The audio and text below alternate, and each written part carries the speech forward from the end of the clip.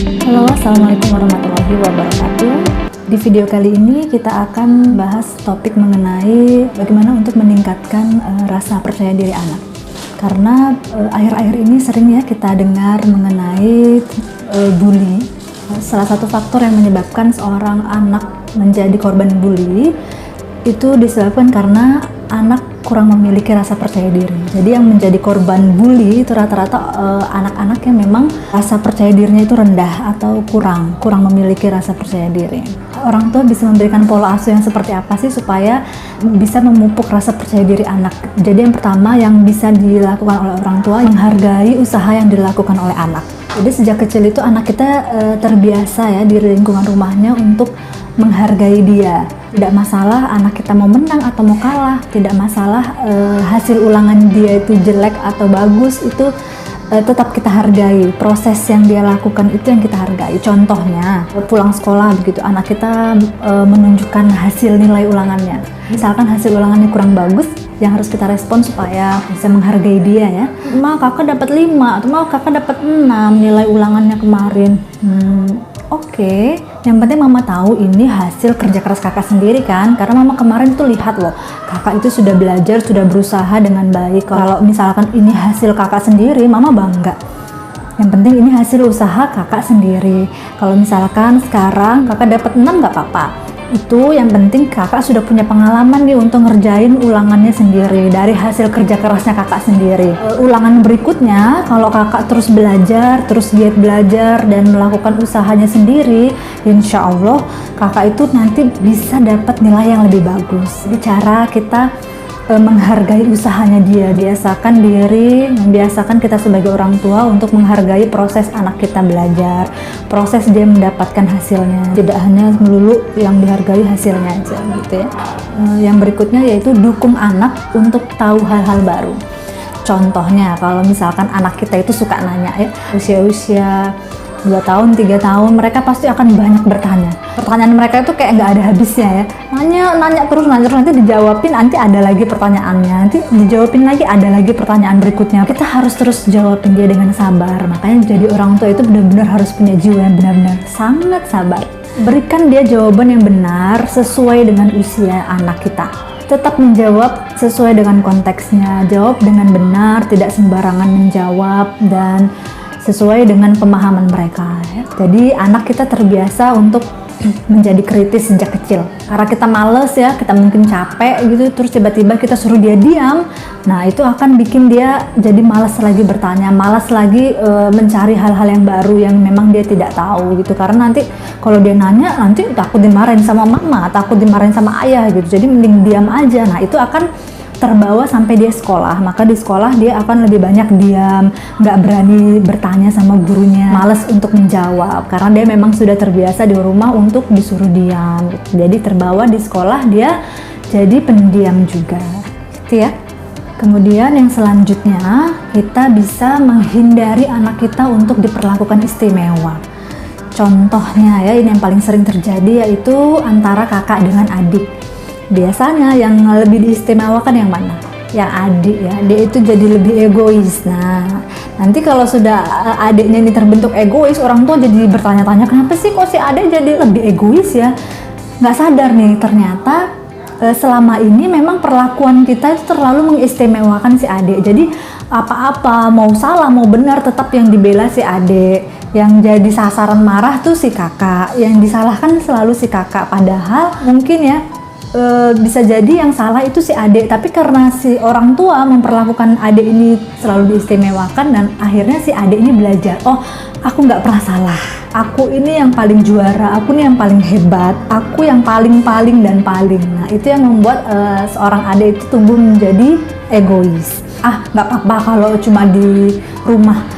Harus ingat bahwa apapun yang dibiasakan di rumah itu akan terbawa juga di lingkungan luar anak, misalkan di sekolah. Nah anak juga akan jadi begitu, maka dia akan selalu mengharap, oh aku pengennya dilayanin, aku pengennya selalu diistimewakan, didahulukan. Nah begitu, jadi anak kita akan terkesan selalu mengandalkan orang lain. Nah itu kan nggak bagus ya. Kemudian tidak mengkritik anak kita dari sisi penampilan atau dari sisi fisiknya. kalaupun kita mau memberikan dia kritikan, itu tidak dalam bentuk kritikan, tapi dalam bentuk saran atau masukan. Contohnya, anak saya sendiri, ya, anak saya ini usia 4 tahun, laki-laki, dia ini susah banget disuruh mandi. Dia itu nggak suka namanya mandi. Sepertinya ya, kalau saya ingat-ingat, saya pernah melakukan kesalahan pada dulu, mungkin di umur 2 tahun, 3 tahunan ya. Dia senang main di luar rumah. Nah, biasa anak laki-laki kalau main di luar rumah terus tiba-tiba pulang, itu biasanya kan kakinya banyak luka-luka ya, tegores, baret, luka di lututnya. Nah, itu saya tidak begitu memperhatikan, langsung saya mandikan dan dengan semangat saya gosok-gosok kakinya. Nah, itu bikin terus kok dia bilang perih gitu tuh. Anak saya punya pengalaman mandi ternyata menyakitkan. Nah, mungkin pengalaman itu yang bikin dia jadi nggak suka mandi sampai sekarang. Nah, di sini kalau kita mau mengkritik ya, kalau kita mau nyuruh dia mandi, biasanya apa? Kalau biasanya kan kita bisa bilang, anak saya kan namanya Pio ya. Pio, kalau kamu nggak mandi nanti kamu nggak punya teman loh, bau, nggak ada yang mau deket sama kamu, jorok gitu. Nah, itu mengkritik atau mengolok. Nah, itu contohnya mengkritik, mengolok. Nah, pikir itu hal yang wajar ya, kita mengatakan, bau, belum mandi, jorok. Kamu nanti nggak punya teman, kamu nanti nggak ada yang mau deketin loh, kamu kalau nggak mandi bau. Bukan berarti pada saat kita mengatakan itu, tiba-tiba dia langsung bisa berubah, langsung jadi rajin dan suka mandi gitu, tidak.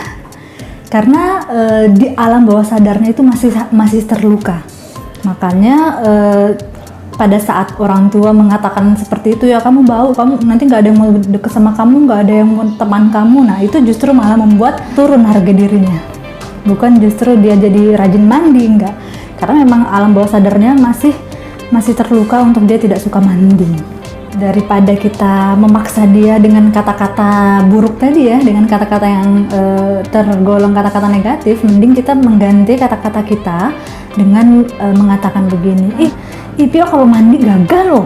Pio kalau habis mandi tuh harumnya, mama seneng kalau Pio habis mandi tuh pengen betul mama cium-cium terus, mama peluk-peluk. Lebih bisa dia terima. Walaupun mungkin tetap agak susah ya untuk membuat dia langsung mandi. Harus sabar dan harus benar-benar telaten ngerayunya. Ya, dirayu dengan kata-kata yang manis gitu ya, daripada mengancam dia dengan kata-kata buruk. Jadi kita bisa membedakan ya, lebih baik merayu dengan kata-kata yang manis atau mengancam dia dengan kata-kata yang tadi yang negatif. Jadi sekali lagi saya ulang, tidak perlu mengkritik fisiknya, tidak perlu mengkritik penampilannya, tapi tegur dia dengan kata-kata yang manis. Kalau memang kita mau menegur dia atau mengkritik dia, beri dia saran atau rayu dia dengan kata-kata yang manis tadi. Kemudian selanjutnya, tidak bereaksi berlebihan pada saat anak kita melakukan hal baru atau dia baru melakukan pengalaman itu untuk pertama kalinya. Nah, contohnya ini yang terjadi dengan saya sendiri, dengan anak saya juga. Jadi pada saat usia anak saya itu 1,5 tahun, jadi dia baru bisa jalan. Nah, pada saat dia jalan, dia ini untuk pertama kalinya melihat secara real yang namanya cicak. Nah, di pojokan rumah dia ketemu ngelihat cicak lewat ya, cicak kecil gitu lewat di pojokan. Dia tangkap itu cicak. Itu untuk pertama kalinya dia tahu cicak dan dia pegang cicak. Saya seperti perempuan pada umumnya ya, itu geli atau jijik. Dan reaksi yang biasanya muncul ketika kita jijik atau geli dengan sesuatu apa? Histeris ya, atau teriak atau lari. Nah, pada saat itu saya melihat anak saya pegang cicak, yang saya ingin lakukan langsung spontan pengennya sih langsung lari atau teriak ya. Tapi saya ingat, ini pengalaman pertama anak saya melihat cicak. Pengalaman dia untuk mencoba hal baru, pengalaman pertama dia tahu cicak. Kalau saya bereaksi berlebihan seperti biasanya, maka ini akan membuat anak saya akan belajar dari ekspresi yang saya keluarkan. Kalau saya shock, dia akan belajar ekspresi takut. Nah, ini yang penting. Akhirnya dengan susah payah, dengan usaha keras saya untuk menahan perasaan geli atau jijik saya dengan cicak, akhirnya pelan-pelan saya mengatakan, oh oke, itu namanya cicak ya. Sayang, ini cicaknya masih kecil. Kalau Pio pegang begitu, nanti cicaknya bisa kesakitan. Karena cicaknya masih kecil, Pio lepas ya. Cicaknya ini mau cari mamanya, jadi biarkan dia jalan ya sayang. Akhirnya dia lepas pelan-pelan.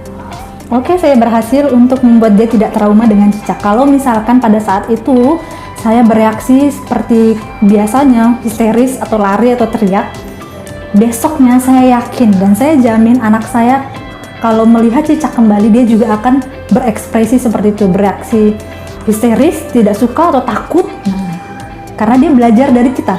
Maka penting sekali ketika anak kita pertama kali mencoba hal baru atau pengalaman untuk dia pertama kalinya, maka kita usahakan sekuat tenaga kita untuk memberikan pengalaman yang baik, memberikan dia respon yang baik. Jadi kalau misalkan anak kita untuk pertama kali dia belajar jalan keluar rumah, bermain di luar rumah, yang mungkin misalkan kita itu tidak terbiasa ya, anak kita main kotor-kotor, dia ngelihat anak kita pegang pasir langsung kita teriak histeris, akhirnya anak kita jadinya apa? Besoknya dia nggak berani lagi untuk pegang pasir. Itu akan terbawa sampai dia besar atau sampai dia makin tambah umurnya, ketika di sekolahan dia akan takut juga ngeliat pasir, atau dia akan jadi takut juga ngeliat cicak. Maka dari itu kita sebagai orang tua penting sekali memberikan dia pengalaman pertama yang baik. Walaupun kita tidak suka, tapi jangan memberikan ekspresi shock, jangan memberikan ekspresi yang histeris untuk anak kita, karena dia akan tersugesti di alam bawah sadarnya bahwa oh ini kayaknya berbahaya, walaupun itu sebenarnya mungkin nggak berbahaya, tapi karena ekspresi kita aja yang terlalu lebay atau terlalu berlebihan atau histeris, akhirnya membuat anak kita jadi takutan di luar, takutan untuk mencoba hal baru, takutan untuk pegang-pegang sesuatu, karena mungkin dia belajar dari kita. Kemudian yang selanjutnya, kita bisa menjadwalkan rutin anak kita untuk keliling lingkungannya. Misalkan setiap sore dia jalan-jalan sore gitu, boleh jalan kaki kecil gitu ya, keliling-keliling kompleks sambil lihat kanan kiri, kita kenalkan ini warna apa gitu, atau sambil naik motor keliling-keliling gitu ya, minimal di lingkungannya lah. Kalau itu sudah terbiasa, nah anak kita akan biasa tuh. Nanti kita sambil ajak dia ngomong, dia lihat kanan, dia lihat kiri, dia sambil belajar. Kita kasih tahu, kita ceritain, itu di kanan, ini ada rumah, ada masjid, itu nama masjidnya, atau itu ada gereja, ini namanya gereja. Nah, kenalkan dia dengan lingkungannya sesering mungkin.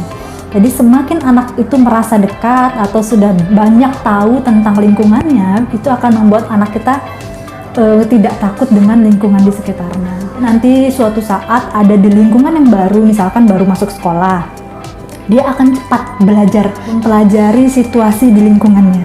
Dia akan mudah beradaptasi karena dia terbiasa sejak kecil. Kemudian yang selanjutnya itu perbanyak kita memberikan apresiasi pada anak kita. Nah, apresiasi tidak selalu dalam bentuk hadiah atau coklat atau permen, kita kasih dia hadiah-hadiah mainan gitu, tidak selalu harus itu. Tapi apresiasi ini juga bisa dalam bentuk misalkan wajah gembira kita, mengangkat jempol gitu ya, mengacungkan jempol kita, kasih dia pelukan. Nah, itu juga salah satu bentuk-bentuk apresiasi kita pada anak. Sambil dipeluk terus sambil anak mama hebat, anak mama pemberani gitu, anak mama berhasil, hore gitu. Sambil dipeluk atau sambil dielus-elus, sambil dikasih jempol gitu, sambil kita mengucapkan kata-kata support dia gitu. Nah, itu benar-benar bisa meningkatkan rasa percaya diri anak kita karena dia sering diapresiasi usahanya dia sendiri.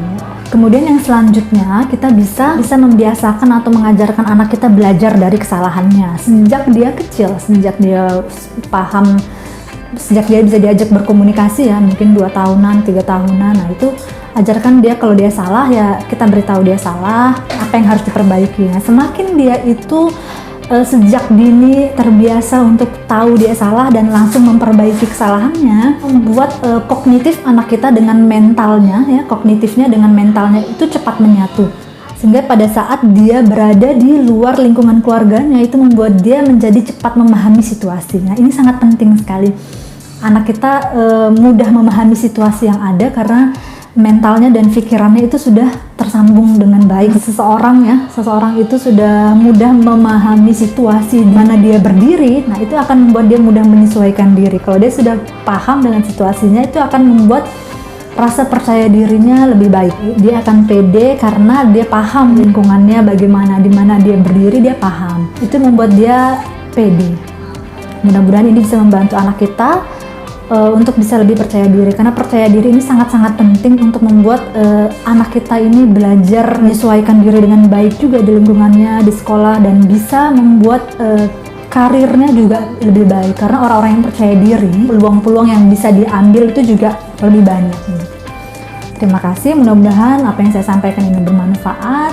Sampai bertemu di topik-topik selanjutnya. Assalamualaikum warahmatullahi wabarakatuh.